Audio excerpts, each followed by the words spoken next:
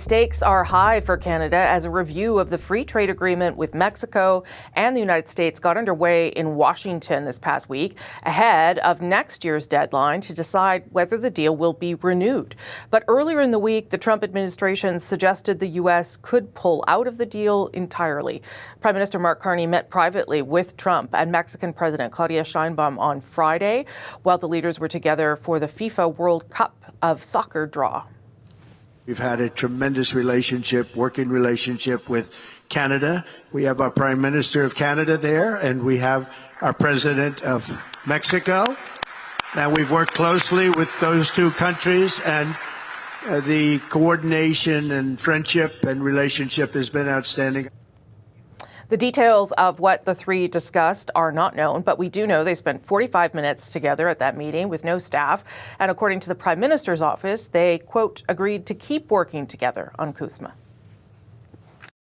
Kevin Brady is the former chairman of the House Ways and Means Committee, a former Texas Republican and Congressman, and co-chair of the Coalition for North American Trade. Congressman, nice to see you. Good to see you, Rosemary. That's a lot of titles, so you have a good and important perspective here.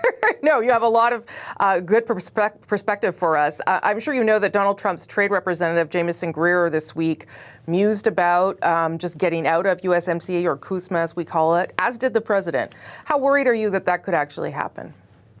Well, I think the president's going to negotiate hard, as he did in the first term and will again, as we've seen. I think the challenge for us here is to make the case why North American trade, specifically CUSMA, works for America. And we have the case to be made there, I think, to be successful here. The other, I think, big challenge here is, how do all three countries bring solutions to the table, both on the issues related to the trade agreement, but as you know, the president is using tariffs as leverage in a whole number of sectors. I think we're all hopeful that bilateral security agreements would be reached before negotiations or the review, for this trade agreement begins. But we don't know that that's going to be the case. So at this point, since we don't know the political timetable, and we don't know yet which issues will be included in this review, I think we've got to prepare for all those possibilities. So I'm sure you know that Canada was negotiating bits and pieces on the sectoral tariffs, and that has sort of fallen apart due to a number of factors. Do you think now that the way forward for all three countries is through the review process and getting to that point? It may be. I think that is stuffing an awful lot of issues into this review process. I think we'd all feel more comfortable if it was narrowed down to the agreement itself, both, how is it working, how can it be improved, and looking to the future, how do we not only grow more prosperous, but together compete and win against foreign adversaries like China, because I think that's very key. So, some challenges going on here, but the case we are making for this agreement is this is the gold standard of trade agreements for America.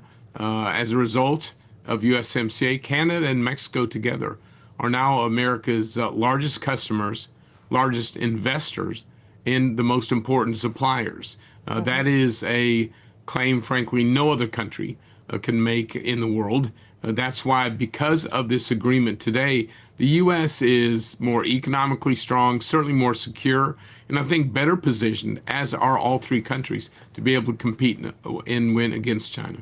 You were pretty influential in the first round of this with the president. What is the compelling arguments that would make him listen to things? Because it is different this time around, both in the people around him and in the way he's taken on trade sort of worldwide. I think he cares about jobs. He cares about jobs, especially in the Rust Belt, in the areas of struggle in the past, that we have a great case on job creation because of this trade agreement. Certainly, look, Canada and Mexico are our top customers. You buy 5 times more of Made in America products than any other nation does. It reaches through all 50 states. There is, I know, working on Capitol Hill to build the political support last go-round.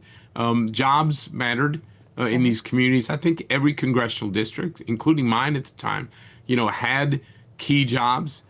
dependent upon this agreement.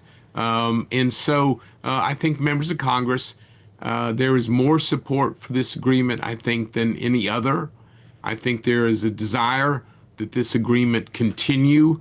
It needs to be improved. You know, like with every major trade agreement, there's going to be some trade tensions. So a review is really a chance for all three parties sort of to come together to find out where we can find some of those solutions. But at the end of the day, we are asking that it be preserved, that it be extended, and that it keep the key ingredients that make it so special, which is zero tariffs and exemptions from these other broad tariff levies. That's what makes this agreement one of its kind in the world, but also why it is so effective for all three countries. Do you think that's possible, that we will get to zero tariffs, or do you think that it's more likely that the president will say, okay, we'll stay in it and perhaps review it annually, which I know is part of the options here, but we're going to keep tariffs on some of these issues like softwood lumber, for instance? Yeah, so it's a great question. We don't know yet. And I don't think the president and the negotiating team have really got to that point yet. We're going to make the strong argument that the exemption for Canada and Mexico from those types of tariffs, frankly, has been what has made this such a strong agreement. A lot depends on the discussions going on here. You know, I think a year-to-year extension, while it certainly still keeps the agreement in place and keeps duty-free tariffs for much of our trade, that's not a desirable outcome in the sense that, especially in manufacturing, especially in innovation, sort of the challenges of the future for all three countries, for North America. It really requires major long-term investments in the countries. That comes with a longer-term extension, certainly for our manufacturing jobs, but frankly for our competitiveness overall. So the talks are sort of off right now, although the Prime Minister is still speaking to the President, and the relationship seems good. What do you think Canada should be putting on the table here? Or what do you think Canada should be doing to try to get the President to get to the outcome that you also want? And so I think continuing to develop that personal relationship, it really does matter to the president. We've seen that first term and we see it here in the second term. So continue that. Secondly, I think be creative in the solutions in a couple ways. One, certainly the president has a number of issues that he wants to raise with Canada and Mexico. But each of these countries, including Canada, have some unique opportunities, whether it's in critical minerals, the sharing of resources, so many, I think, creative ways to help meet, what the president wants to see out of this, which is, more reliable supply chains, more manufacturing in the U.S., and growth and more security, especially against transshipments from China. So I actually think, looking at all these trade negotiations that are occurring, Canada and Mexico alone have more resources, I think more opportunities to bring solutions to the table than any other nation, frankly.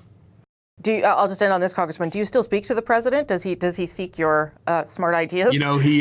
We have a great relationship, having authored his tax reforms in the first term.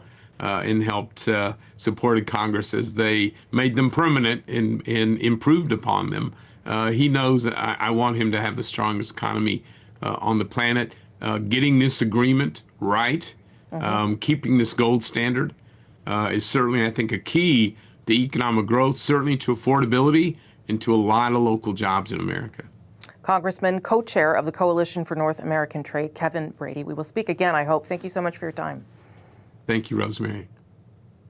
Industries across North America are, of course, waiting to see how these renegotiations shake out, while tariffs continue to hammer Canadian exports to our #1 trading partner. Softwood lumber, aluminum, and steel all still facing steep levies at the U.S. border. And this past week, Algoma Steel sent out layoff notices to roughly 1,000 employees in Sault Ste. Marie, Ontario.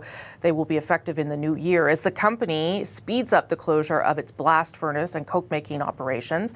The layoffs came just 2 months months after the Ontario and federal government pledged $500 million in loan support to the steelmaker to help combat the impacts of U.S. tariffs. The most recent job losses add pressure on Ottawa, of course, to reach a deal with the U.S. administration. Matthew Shoemaker is the mayor of Sault Ste. Marie, Ontario. Nice to see you, Mayor. Thanks for having me.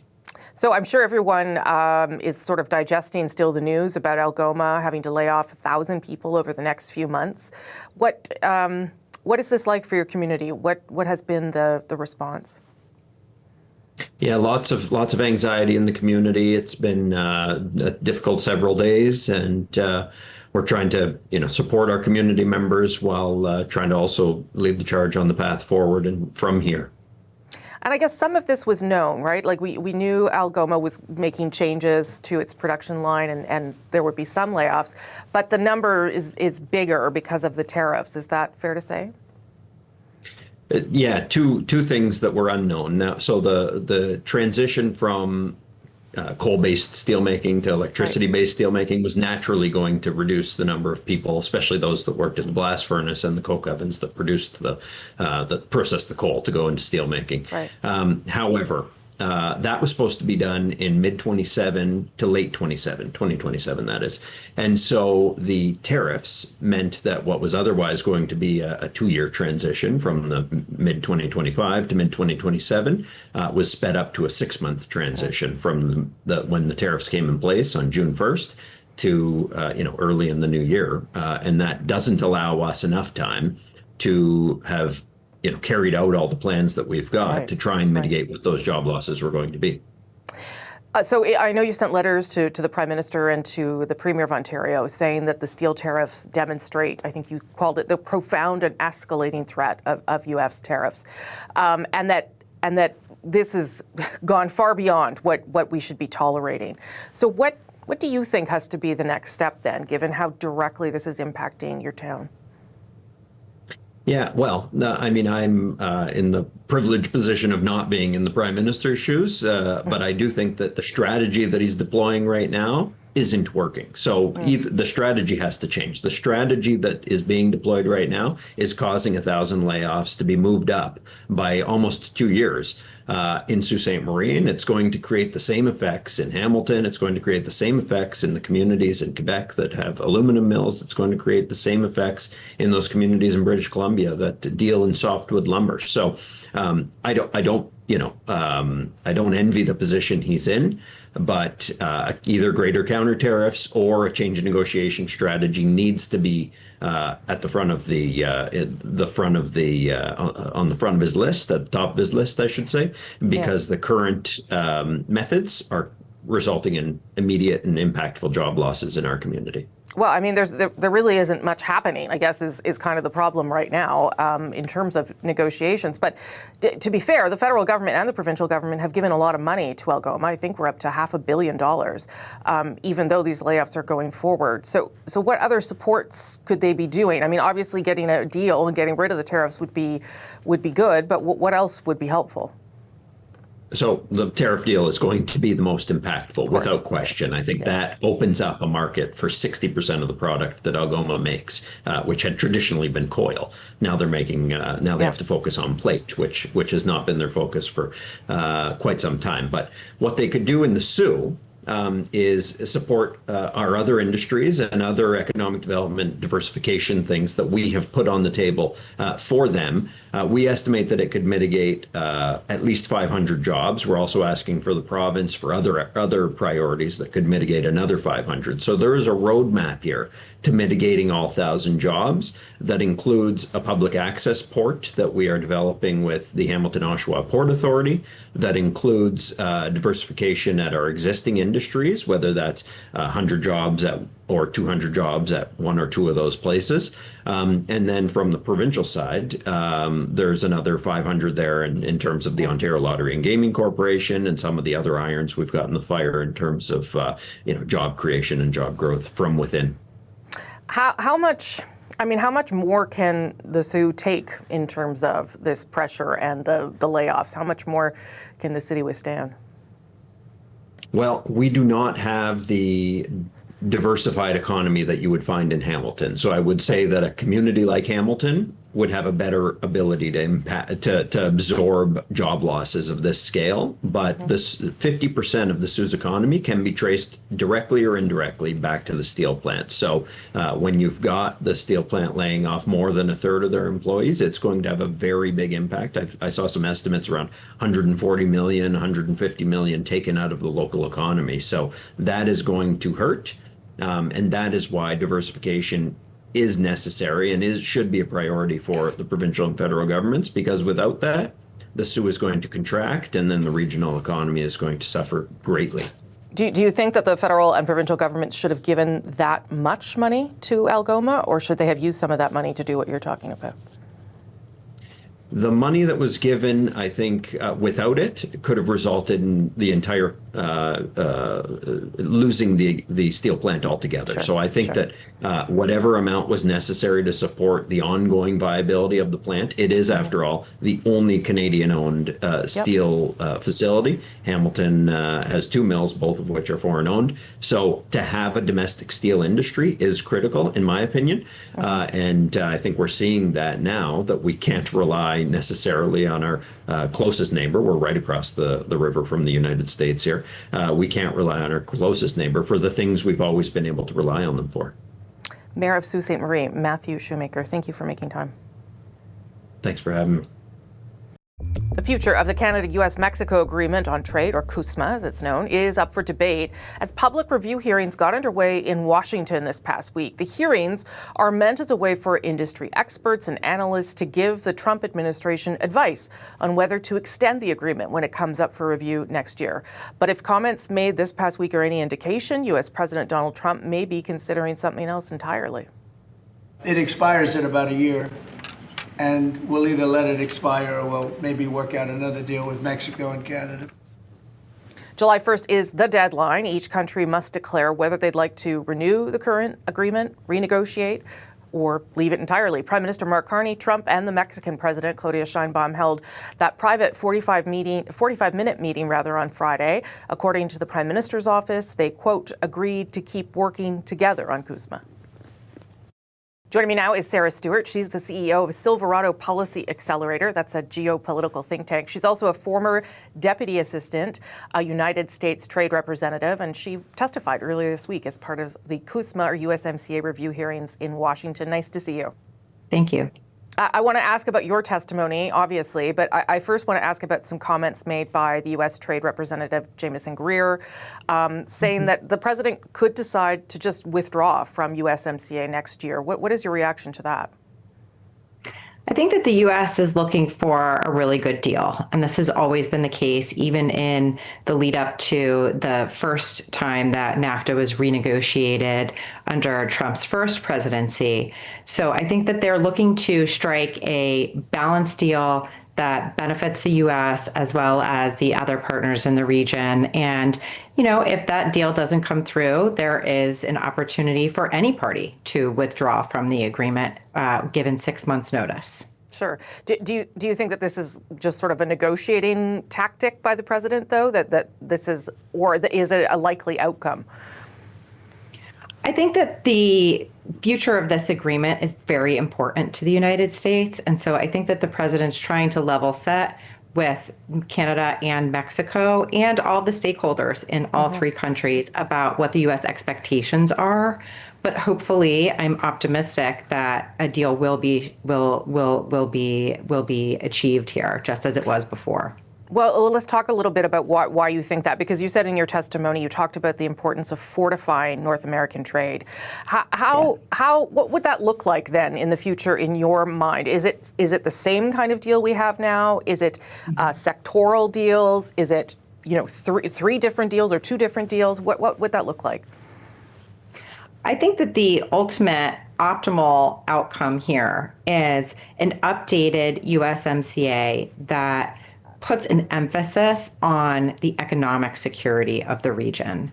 Many of the provisions in USMCA remain state of the art, and so I don't think that they need to be changed. But there have been new developments since that agreement entered into force, including a global pandemic that really illuminated some of the supply chain challenges that we all have and brought into focus some of the security challenges that the region is facing. Not to, the least of which is, imports from other countries that have more of a predatory intent.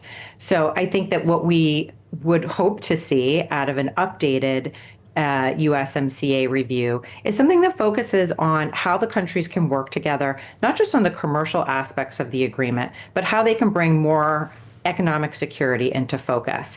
And by that, I mean things like working together to address unfair and injurious imports, to work together on things like export controls and sanctions, and on transparency of where imports are coming from, to address things like customs fraud and transshipment. These are all really important aspects.